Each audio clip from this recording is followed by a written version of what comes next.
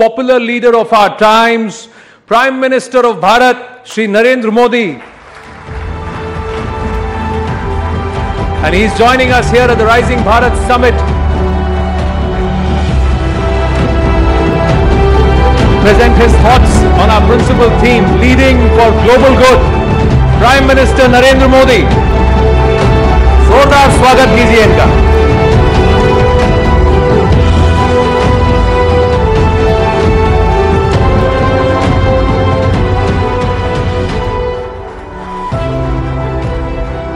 प्रधानमंत्री जी, आपका बहुत बहुत स्वागत है, आभार। एंड मैं now request News 18 Network's Managing Director and Group Editor-in-Chief, Shri Rahul Joshi, to welcome the Honorable Prime Minister.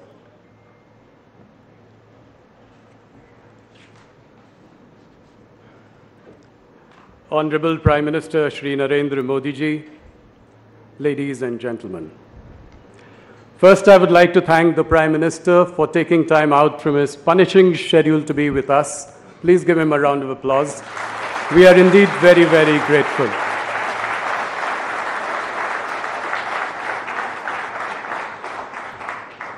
Sir, 5 years ago on February 25th, 2019, at Rising India Summit, I had quoted Bismil Sahab in your presence in the context of the Pulwama attack.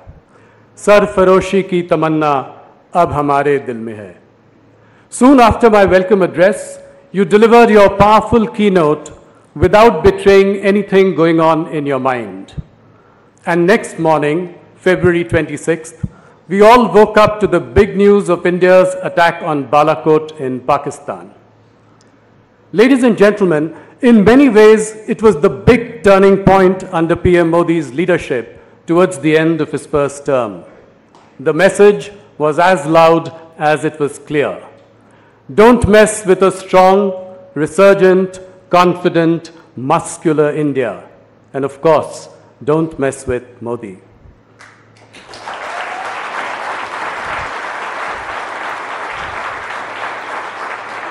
Prime Minister, that was 2019.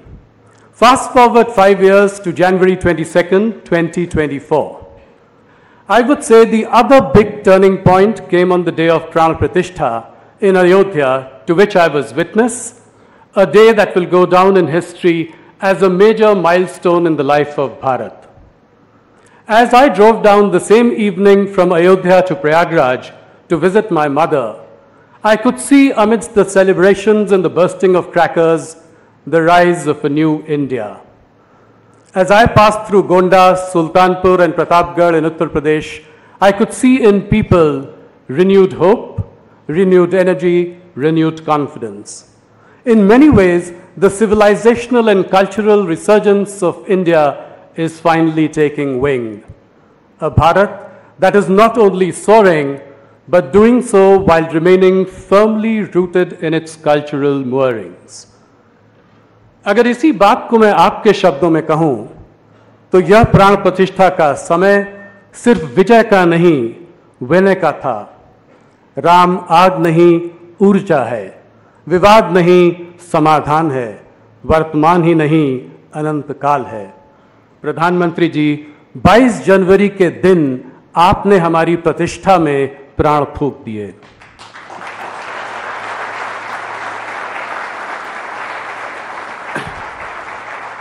Ladies and gentlemen, the last 10 years in tangible terms have been marked by rising GDP and galloping stock markets.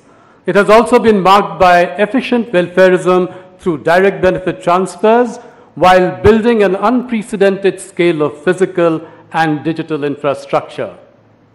Prime Minister Modi's biggest contribution is not only to take the Indian economy from the fragile 5 to the fabulous 5. His biggest contribution is to instill in every Indian a strong sense of self-esteem and a firm belief that India is finally getting its rightful place at the global high table of powerful nations. Today, our chest fills with pride that the Indian passport has gained in respect and stature. We bleed blue in every way.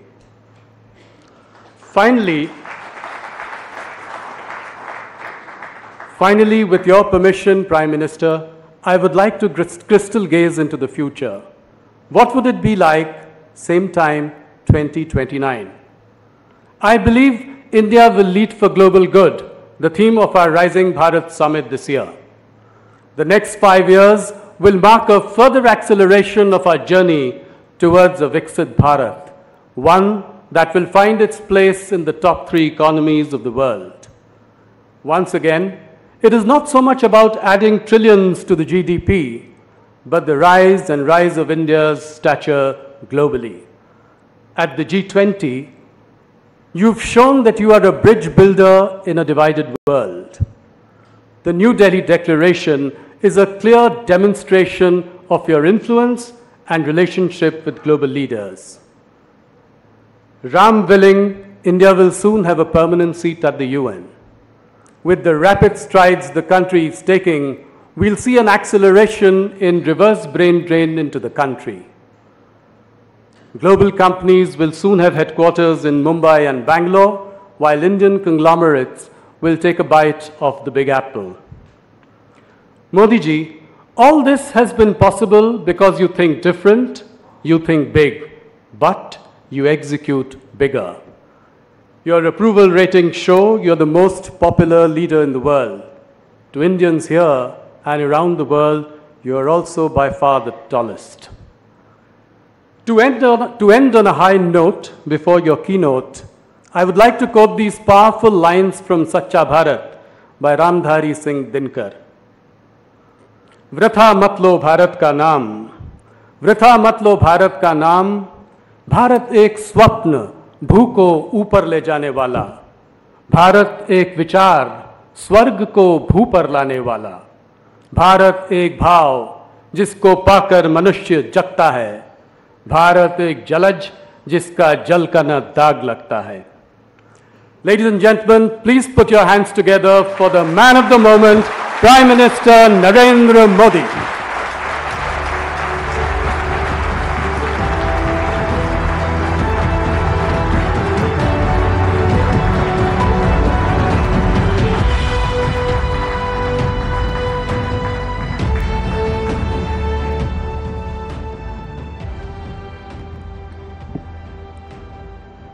नमस्कार.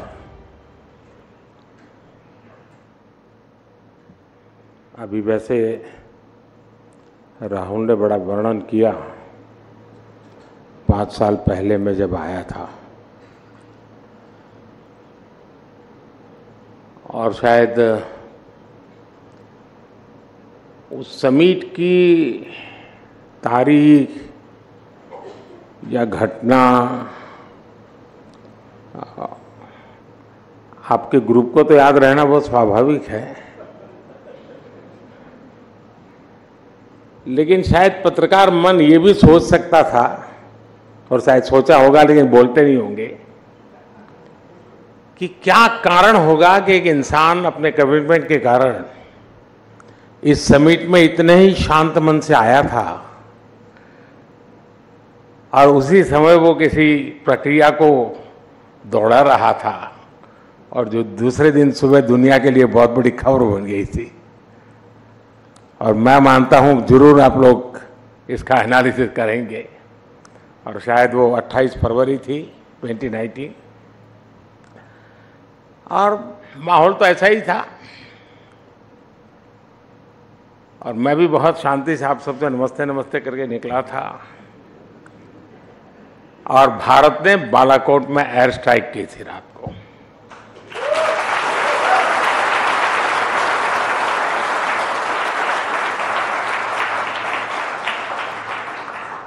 और वो एक दिन था और एक दिन आज है.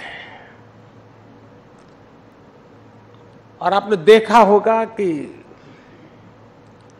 आतंक के सरगना हो या विकास और शांति की चाहत रखने वाले देश हो, सब ने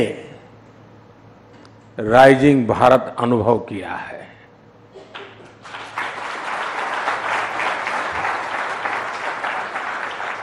ये नया भारत आतंक के जख्म को नहीं सहता है.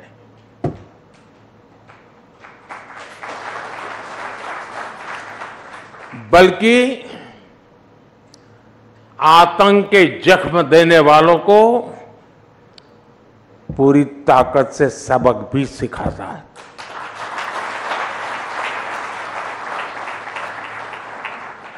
जो हमें आतंकी हमलों के जख्म देते थे, उनकी क्या हालत है, ये देशवासी भी देख रहे हैं और दुनिया भी देख रही है।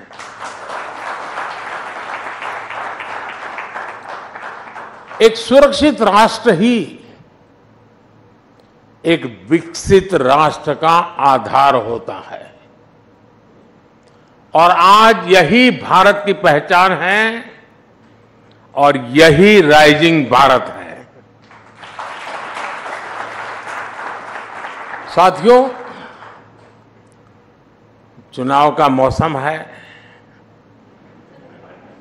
चुनाव की सरगर्मी बिल्कुल सर पर है। तारीखों का ऐलान भी हो चुका है। आपकी इस समिट में भी कई लोगों ने अपने विचार रखे हैं। डिबेट का माहौल बना हुआ है और मैं मानता हूं कि लोकतंत्र की यही खूबसूरती है। देश में भी धीरे धीरे चुनाव प्रचार जोर पकड़ रहा है। सरकार अपने 10 साल के कामकाज का रिपोर्ट कार्ड रख रही है। हम अगले 25 साल का रोड मैप बना रहे हैं और अपने तीसरे टर्म के पहले 100 दिन का प्लान भी बना रहे हैं।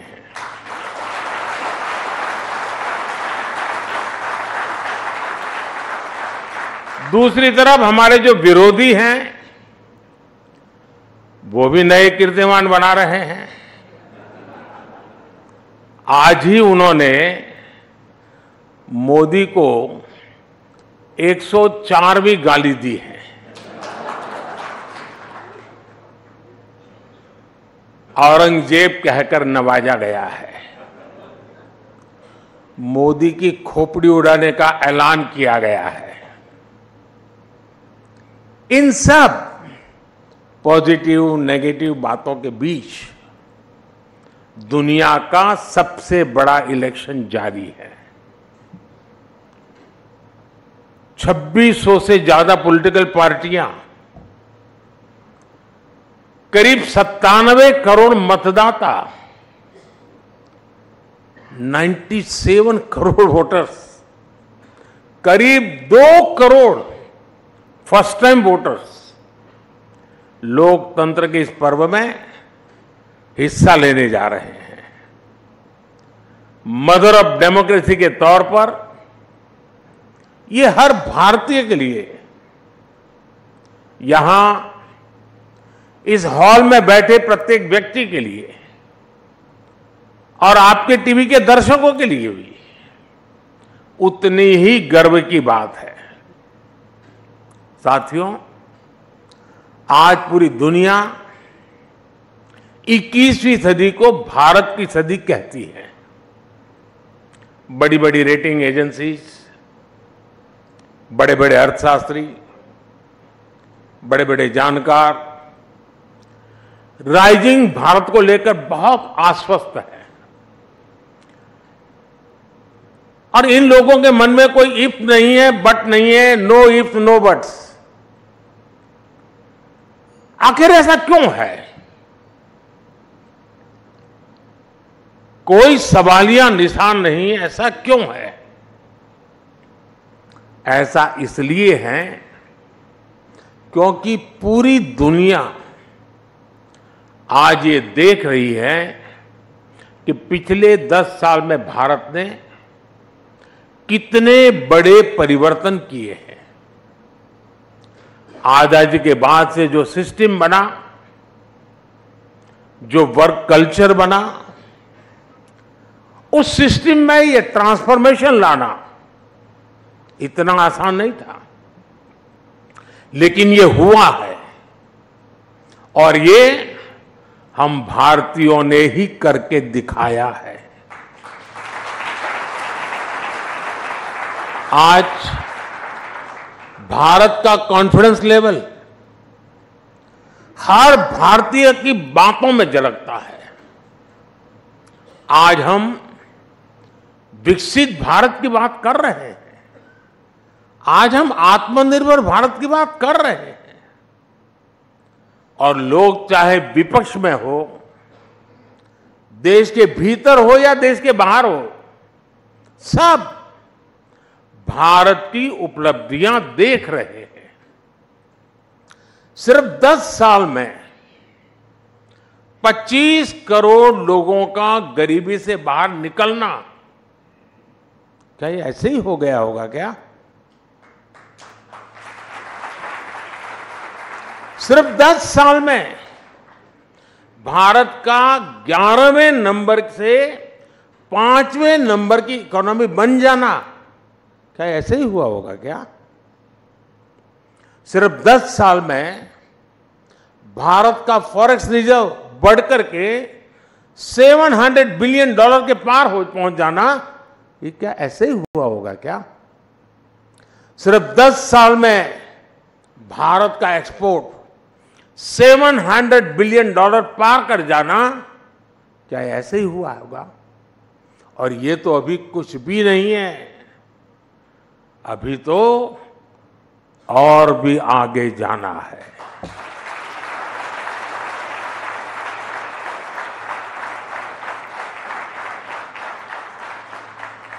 साथियों, यहां बड़े बड़े जर्नलिस्ट मौजूद हैं, इंडस्ट्री के लोग हैं, सिविल सोसाइटी के दिग्गज हैं, पॉलिटिकल फील्ड के लोग भी हैं, ब्यूरोक्रेसी वर्ल्ड के भी लोग हैं। आप जानते हैं कि हमारे यहां सरकारों में ब्यूरोक्रेसी में काम कैसे होता रहा है। फिर वो एक फैक्टर क्या था जिसकी वजह से ये बदलाव आया? वो एक फैक्टर है नीयत।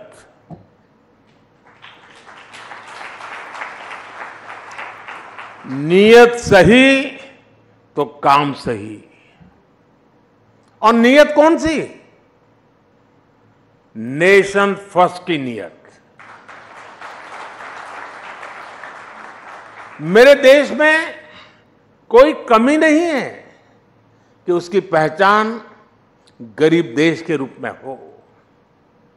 हम दुनिया के सबसे युवा देश हैं। एक समय में हम ज्ञान में, विज्ञान में सबसे आगे रहे हैं। दुनिया की कोई वजह नहीं है कि भारत किसी भी देश से पीछे रहे। बस हमें नेशन फर्स्ट की नीयत के साथ आगे चलना है। ये देश जो हमें इतना कुछ देता है, हम उसमें सिर्फ रहते हैं या फिर देश के लिए कुछ अलग करते भी हैं, ये फर्क बहुत बारीक है। लेकिन बारीक सा फर्क ही देश को आगे ले जाता है। जिस दिन आप अपने काम को देश के साथ जोड़ लेंगे, आप जो कुछ भी हैं, आप डॉक्टर हैं, इंजीनियर हैं, स्टार्टअप शुरू कर रहे हैं, जिस दिन आप अपने काम को देश के लक्ष्यों के साथ जोड़ लेंगे, तो समझ लीजिएगा कि नेशन फर्स्ट का बीज आप में अंकुरित हो गया है। यही नेशन फर्स्ट का बीज आज सरकार में, सिस्टम में, हर व्यवस्था में, हर व्यक्ति में, देश के कोने कोने में राइजिंग भारत का आधार बन रहा है। सिर्फ अपने लिए ही जिए, सिर्फ अपने लिए जिए तो क्या जिए? जीना है तो देश के लिए, और मरना भी है तो देश के लिए। साथियों, 2014 से पहले और आज की स्थिति में एक और ऐसा अंतर आया है जिसकी उतनी चर्चा नहीं होती। ये चर्चा देश की साख से जुड़ी है। जिस देश की साख गिर रही हो, उस देश के लोगों का स्वाभिमान भी ऊंचा नहीं रह सकता। 2014 के पहले भारत के साथ क्या स्थिति थी, आप याद कीजिए। 2014 से पहले घर घर में भ्रष्टाचार बड़ा मुद्दा था। देश की साख गिर रही थी, लेकिन तब की सरकार झूठे तर्कों के आधार पर अपने घोटालों को डिफेंड करने में जुटी रहती थी। आज स्थिति एकदम अलग है। आज सरकार भ्रष्टाचार पर कड़े एक्शन ले रही है। जो एक्शन लिया उसका हिसाब दे रही है, और भ्रष्टाचारी झूठ बोल बोलकर खुद बचाव की मुद्रा में है। तब देश पूछता था कि पावरफुल लोगों पर ईडी, सीबीआई जैसी एजेंसियां एक्शन क्यों नहीं लेती, ये सवाल पूछा जाता था। आज पावरफुल और भ्रष्ट लोग पूछ रहे हैं कि एजेंसियां उन पर एक्शन क्यों ले रही है।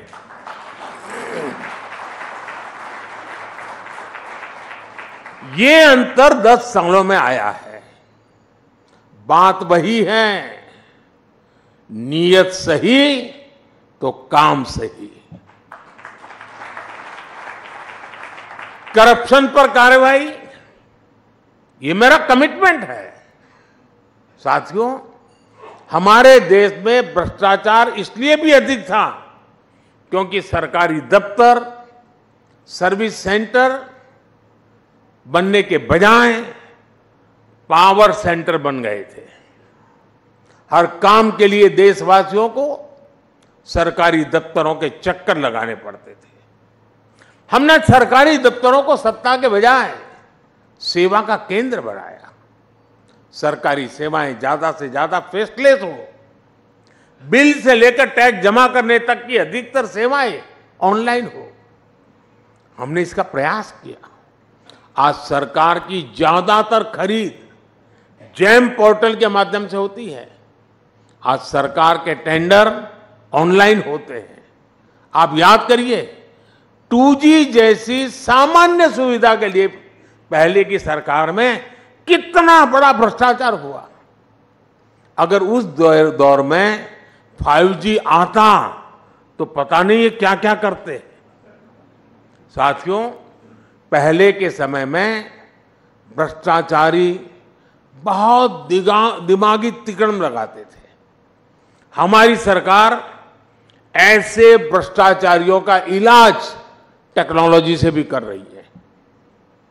आज भ्रष्टाचारियों की धरपकड़ आसान हुई है। आज मनी ट्रेल को छुपाना और कैश को छुपाना दोनों मुश्किल होते जा रहे हैं। और इसलिए कभी किसी सरकारी बाबू के घर से, बिस्तर से, दीवारों से नोटों की गड्डियां निकलती हैं। कभी किसी कांग्रेस के सांसद के घर से सैकड़ों करोड़ के नोटों के ढेर निकलते हैं। कभी किसी टीएमसी के मंत्री के घर से नोटों के ढेर निकलते हैं। इसलिए चारों तरफ बौखलाहट नजर आती है, बिलबिलाए हुए हैं। और ये सब होता क्यों है? बात वही है, नीयत सही तो काम सही। साथियों, आप में से जो सीनियर हैं, उन्होंने वो दिन भी देखे हैं जब देश के एक प्रधानमंत्री ने कहा था कि दिल्ली से 1 रुपया भेजता हूं तो सिर्फ 15 पैसा गरीब गांव के गरीब तक पहुंचता है। यानी सरकारी खजाने से पैसा निकल रहा था, लेकिन वो किसी और की जेब में जा रहा था। ये ऐसा भ्रष्टाचार था जो सीधे सामान्य जन को प्रभावित करता था। मनरेगा का पैसा सरकारी खजाने से निकलता था, लेकिन मजदूर को मजदूरी नहीं मिलती थी। गैस की सब्सिडी किसी और के खाते में पहुंच जाती थी। अपनी स्कॉलरशिप पाने के लिए भी रिश्वत खिलानी पड़ती थी। 10 साल पहले तक जो सरकार में थे उनको ये सूट करता था, उनकी राजनीति को ये सूट करता था। लेकिन साथियों, हमने सरकारी खजाने की इस लूट को पूरी तरह से बंद कर दिया। हमने जनधन, आधार और मोबाइल की त्रिशक्ति बनाई। हमने डायरेक्ट बेनिफिट ट्रांसफर डीबीटी के माध्यम से 34 लाख करोड़ 34 लाख करोड़ रुपए सीधे लाभार्थियों के बैंक खाते में पहुंचाए। अगर पहले वाला हाल होता और 1 रुपया और 15 पैसा वाली थियरी होती तो 27-28 लाख करोड़ रुपए गरीबों तक कभी पहुंचते ही नहीं, कहीं और चले जाते। 27-28 लाख करोड़ अलग अलग योजनाओं के करीब 10 करोड़ फर्जी लाभार्थी, वो लोग जिनका कभी जन्म नहीं हुआ था लेकिन कागजों पर वो जिंदा थे, योजनाओं के हकदार बन गए थे। हमने ऐसे 10 करोड़ फर्जी नाम हटाए हैं। इसका मतलब उसका बेनिफिट लेने वाले लोग क्या मोदी का जय जयकार करेंगे क्या?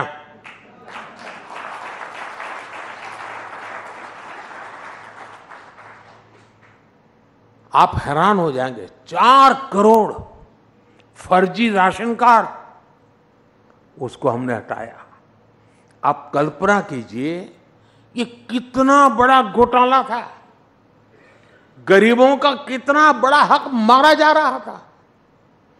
आज इस हॉल में बैठे हर व्यक्ति को उस गरीब का चेहरा याद करना चाहिए जिसे राशन की जरूरत थी, जिसे राशन मिलना चाहिए था लेकिन मिल नहीं रहा था। वो गरीब सरकार को कोसता था, अपनी किस्मत को कोसता था। आज हमारी सरकार में उसी गरीब को 1 नेशन 1 राशन कार्ड मिला है।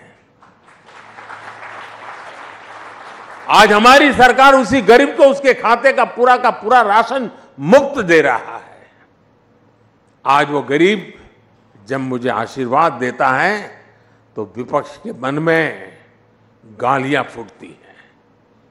मेरे लिए भी गालियां, वो गरीब मुझे आशीर्वाद देता है इसलिए उस गरीब को भी गालियां, लेकिन गालियों से कोई फर्क नहीं पड़ेगा। देश ने तो मन बना ही लिया है। फिर एक बार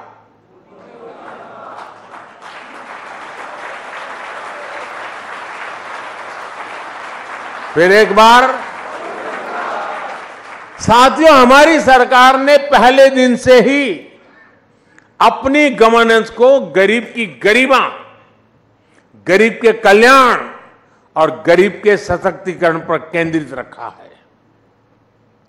खुले में शौच करना, सड़क पर सोना, गंदा पानी पीना, धुएं में जीवन बिताना, अंधेरे में रहना, ये जीवन कोई शौक से नहीं जीता था। परिवार का सदस्य बीमारी के कारण बिस्तर पर पड़ा हो, मदद के बदले ठोकरें मिलती हो, कोई रास्ता न सूझे, यही स्थिति थी। आप सोचिए, आए दिन अपमान कैसे कितने घूंट गरीबों को पीने पड़ते थे। यहां बैठे बहुत से शायद जीवन की कल्पना भी नहीं कर सकते हैं कि कैसा जीवन था, लेकिन मैं ये सब कुछ अनुभव करके यहां पहुंचा हूं। मैं उस जिंदगी को जी करके आया हूं, इसलिए मुझे किताबों में नहीं पढ़ना पड़ता और न ही कैमरा के माध्यम से वीडियो शूट करके देखना पड़ता है।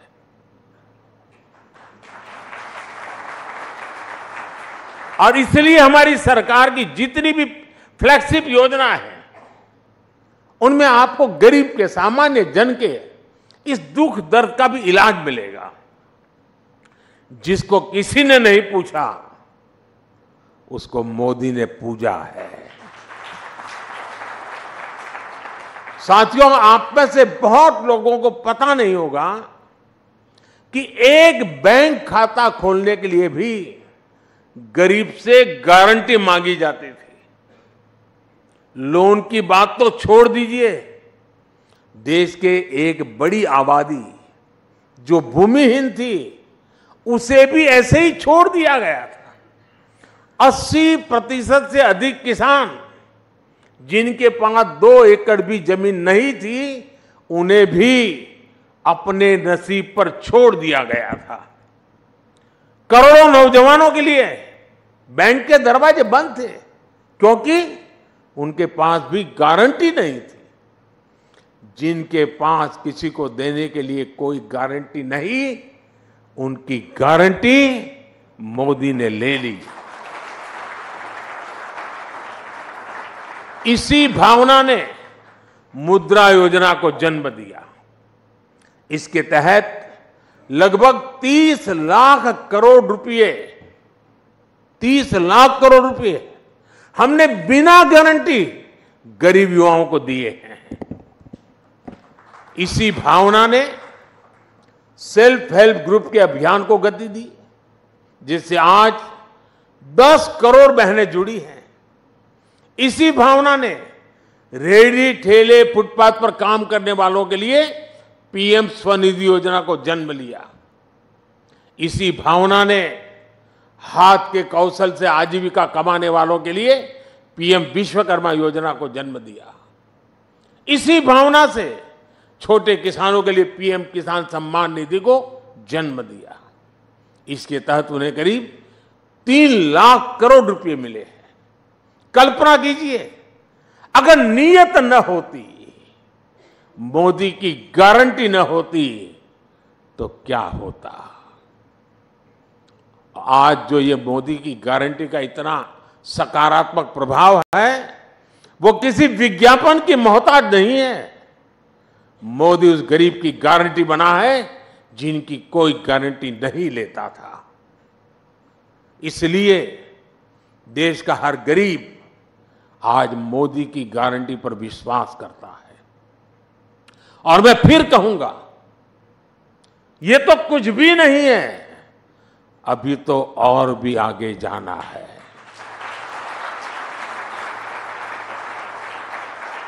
साथियों, हमारे देश में लंबे समय तक राजनीतिक उपेक्षा का बहुत बड़ा शिकार देश का मिडिल क्लास भी रहा है। आप में से ज्यादातर मेरी बात से कोरिलेट कर पाएंगे। मिडिल क्लास का मतलब है वो वर्ग जो कठिनाइयों से लड़कर आगे तो आ गया, लेकिन उसके आगे सपनों और आकांक्षाओं का एक विशाल संसार होता है। लेकिन मिडिल क्लास के सामने पहले चुनौतियां भी कम नहीं थी। टैक्स का जंजाल, बच्चों की पढ़ाई का दायित्व, उन्हें अपने से बेहतर बनाने का तनाव, हर छोटे बड़े काम के लिए सरकारी दफ्तरों के चक्कर, महंगे लोन का बोझ, एक तरह से पहले जीवन के हर दायरे में समस्याएं ही समस्या थी। ऐसे में मिडिल क्लास का जीवन 3 जरूरतों के इर्द गिर्द सिमट जाता था। एक, अपना घर बनाना, दूसरा, बच्चों की शादी हो जाए, और तीसरा, बच्चों को कहीं नौकरी मिल जाए। उसका जीवन बस इसी आधार पर सिमट जाता था। पिछले 10 वर्षों में हमने मिडिल क्लास को मुसीबतों में बांधने वाली हर बेड़ी को तोड़ दिया है। पहले 2 लाख की इनकम पर टैक्स लग जाता था, अब 7 लाख की इनकम भी टैक्स फ्री है। जीएसटी की वजह से लोगों के करीब साल भर में 45,000 करोड़ रुपया बचे हैं। बीते 10 वर्षों में होम लोन पर इंटरेस्ट रेट भी कम हुए हैं, पर्सनल लोन के इंटरेस्ट रेट भी कम हुए हैं। पीएम सुकन्या समृद्धि जैसी योजनाओं का लाभ सबसे ज्यादा मध्यम वर्ग को मिल रहा है। साथियों, मध्यम वर्ग का एक बहुत बड़ा सपना होता है बच्चे की अच्छी पढ़ाई। इस दिशा में भी पहले की सरकारों ने मध्यम वर्ग की आकांक्षाओं का ध्यान नहीं रखा। आज हमारी सरकार देश में तेजी के साथ एजुकेशन इंस्टीट्यूट खोल रही है। बीते 10 साल में हर दिन भारत में 2 नए कॉलेज बने, प्रतिदिन डेली 2 नए कॉलेज, और हर हफ्ते एक नई यूनिवर्सिटी बनी है। देश में रिकॉर्ड संख्या में नए आईआईटी, आईआईएम्स और मेडिकल कॉलेज खुले हैं। 2014 तक देश में 400 से भी कम मेडिकल कॉलेज थे, लेकिन उनकी संख्या 10 साल में 700 तक पहुंच गई है। 2014 में पूरे देश में सिर्फ 50,000 एमबीबीएस सीट थी। आज देश में एमबीबीएस सीटों की संख्या बढ़कर 1 लाख से ज्यादा हो गई है। मेडिकल में पीजी की सीटें भी 2 गुनी से ज्यादा हो चुकी है। सरकार ने स्थानीय भाषा में मेडिकल और इंजीनियरिंग की पढ़ाई का जो निर्णय लिया है, उसका भी फायदा मध्यम वर्ग के बच्चों को मिला है। हमारे मिडिल क्लास परिवारों के हजारों करोड़ रुपए अपने बच्चों को बाहर किसी देश में पढ़ाने में खर्च हो जाते थे। ये पैसे बचे, इस दिशा में भी हमारी सरकार काम कर रही है। आज दुनिया के एक से बढ़कर एक विश्वविद्यालय यहां भारत आकर अपना अपना कैंपस खोलना शुरू किया है। फॉरेन यूनिवर्सिटीज की मदद के लिए सरकार ने नियमों में भी बदलाव किया है। साथियों, बीते 10 साल में जो नए सेक्टर खोले गए हैं, उन्होंने भी मध्यम वर्ग के बच्चों के लिए आगे बढ़ने के नए रास्ते बनाए हैं। स्पेस सेक्टर हो, स्टार्टअप हो, ड्रोन और मैपिंग सेक्टर हो, इन सबको नौजवानों के लिए खोल दिया गया है। डिफेंस सेक्टर में भी रिफॉर्म करने से हमारे नौजवानों को नए अवसर मिल रहे हैं। स्पोर्ट्स सेक्टर में भी हमने जो आधुनिक इंफ्रास्ट्रक्चर बनाया था, ट्रांसपेरेंसी पर जो काम किया, उसने भी नौजवानों के लिए नए अवसर बनाए हैं। अभी हमने जो पीएम सूर्यघर मुफ्त बिजली योजना शुरू की है, उससे भी बड़ी संख्या में रोजगार और स्वरोजगार के नए अवसर बनने वाले जा रहे हैं। और उसके कारण मध्यम वर्ग का बिजली का बिल 0 होने वाला है। मध्यम वर्ग का एक और बड़ा सपना होता है शहर में अपना घर। लेकिन आप जानकर हैरान रह जाएंगे कि शहर में रहने वाले मिडिल क्लास के लिए पहले की सरकारों में एक भी योजना नहीं थी। मध्यम वर्ग के घरों के लिए पहली योजना अगर किसी सरकार ने बनाई तो हमारी सरकार ने बनाई। हमने मध्यम वर्ग के लोगों को घर के लोन में सब्सिडी दी, ब्याज में राहत दी। इस पर करीब 50,000 करोड़ रुपए हमने खर्च किए। इसका भी बहुत बड़ा लाभ मिडिल क्लास परिवारों को मिला है। उनके अपने घर का सपना पूरा हुआ है। साथियों, दिल्ली एनसीआर के लोग जानते हैं कि पहले की सरकारों के समय कितने फ्लैट फंस गए थे। लोग किराए के घरों में रहते थे, ईएमआई भी भरते थे और अपने घर के पूरा होने के इंतजार में जीवन पूरा कर रहे थे। मिडिल क्लास के इन परिवारों की भी पहले किसी सरकार ने सुनी नहीं थी। हमारी सरकार 25,000 करोड़ रुपए की व्यवस्था करके ऐसे अधूरे प्रोजेक्ट को पूरा करवा रही है ताकि मिडिल क्लास के परिवार को उसका अपना घर मिल जाए, उसने जो इन्वेस्टमेंट किया है उसको मकान मिल जाए, ऐसी परेशानी फिर ना हो। हमने इसके लिए भी रेरा कानून बनाया है। आज करीब 1.25 लाख बिल्डिंग प्रोजेक्ट्स रेरा के तहत रजिस्टर्ड है। अब कोई ये मनमानी नहीं कर सकता कि किसी मिडिल क्लास के व्यक्ति का घर फंसा दे या अधूरा छोड़ दे। और ये काम मध्यम वर्गीय परिवारों के जीवन में बहुत बड़ा राहत का काम है, और ये ही तो मोदी की गारंटी है।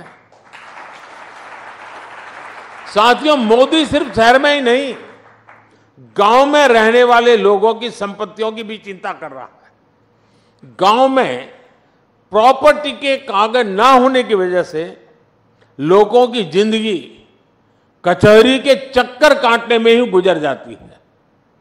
जमीन को लेकर झगड़े ना हो, कचहरी का चक्कर ना लगे, गांव की प्रॉपर्टी पर लोन मिले, इन बातों को ध्यान रखकर स्वामित्व योजना चलाई जा रही है। बड़ी बड़ी इंटरनेशनल एजेंसी कहती हैं कि लोगों के पास उनकी प्रॉपर्टी के राइट्स होना किसी भी देश के विकास के लिए बहुत जरूरी है। स्वामित्व योजना के तहत हमने करोड़ों परिवारों को उनके लैंड टाइटल दिए हैं। आज देश के गांव-गांव में ड्रोन की मदद से मैपिंग का काम चल रहा है, प्रॉपर्टी के राइट देने का काम चल रहा है, और इससे भी रोजगार के कितने मौके बनते हैं आप अंदाजा लगा सकते हैं। साथियों, 2014 तक पूरी दुनिया भारत को एक ओवरलोडेड फ्लाइट के एडिशनल वेट की तरह देखती थी, लेकिन आज भारत वो पैसेंजर बन चुका है जिसके बिना ग्लोबल फ्लाइट उड़ान भरने की सोच भी नहीं सकती। अगले 5 साल में भारत वो पायलट बनेगा जो ग्लोबल फ्लाइट को नई बुलंदी की तरफ ले जाएगा। अगले 5 साल अनप्रेसिडेंटेड ट्रांसफॉर्मेशन के होंगे। अगले 5 साल अनप्रेसिडेंटेड ग्रोथ के होंगे। अगले 5 साल अनप्रेसिडेंटेड एक्सपांशन के होंगे। अगले 5 साल अनप्रेसिडेंटेड प्रॉस्पेरिटी के होंगे। और ये मोदी की गारंटी है। आपने मुझे अपनी बात रखने के लिए सबके बीच बुलाया, मैं आपका बहुत बहुत आभारी हूं। बहुत बहुत धन्यवाद।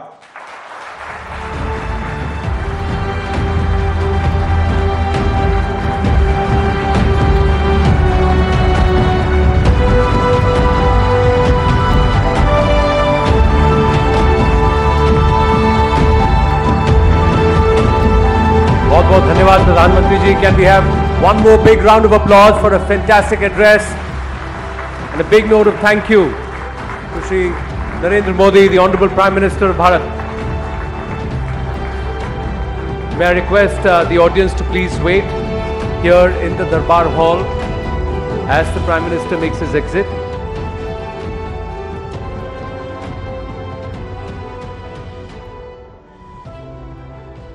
Thank you very, very much. With that, we conclude this edition of Rising Bharat, the annual summit here at the News 18 Network, Rising Bharat 2024. A profuse thanks, or a profound thank you to all our sponsors, to all our lovely guests for joining us over the... और आप किसी channel